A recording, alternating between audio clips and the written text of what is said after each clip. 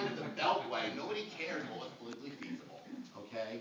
All those slides about health and healthcare that you saw this morning, that's the real world, okay? Politically feasible is the lie, okay? Global warming doesn't care if Congress can pass a real carbon tax.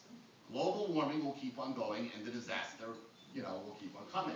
It's sort of like the old joke they said, supposedly somebody said about the Soviet Union, that back in the days of the Soviet Union, we were dangling over the edge of a giant cliff, and now that we've been liberated, we've taken a giant step forward.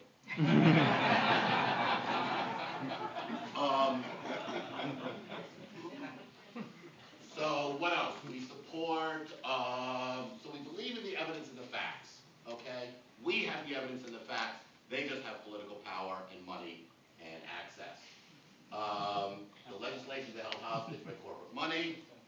So these are making all the links between the many things that the Occupy Wall Street folks are talking about. And I should say, anytime you hear in the media that, oh, they don't have a message, they don't have demands, yada, yada, yada.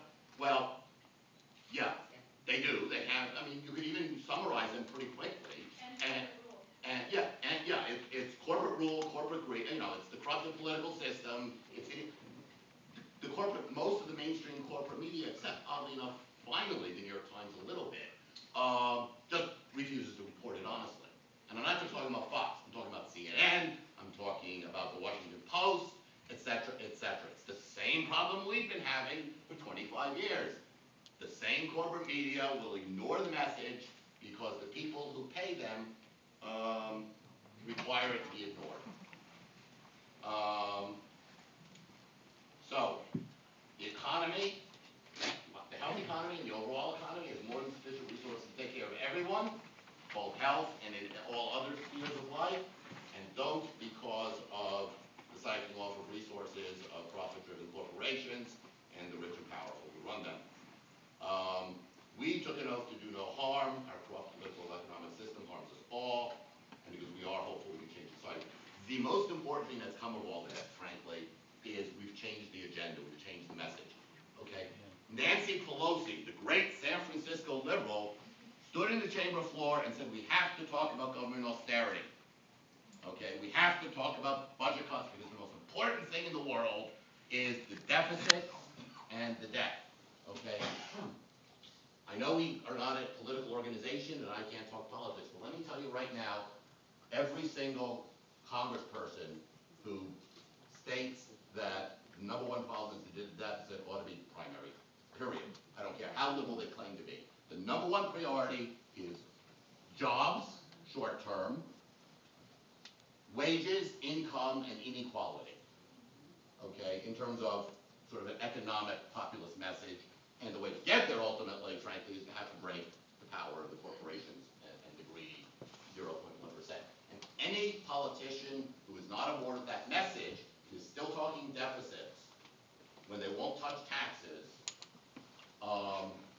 should just be primary. You want a political action, that's it.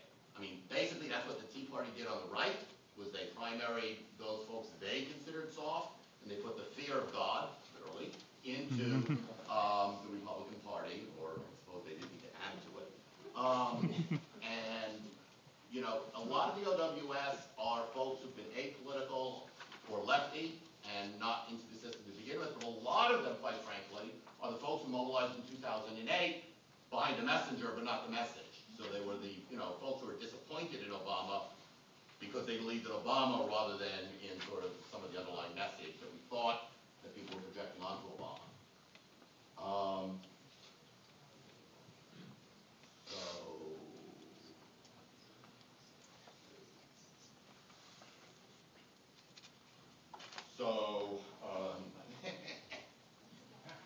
Your secret's out. My secret's out, yes, my notes. No, that was fine. I just want to make sure I covered everything. Can you start with the Q&A?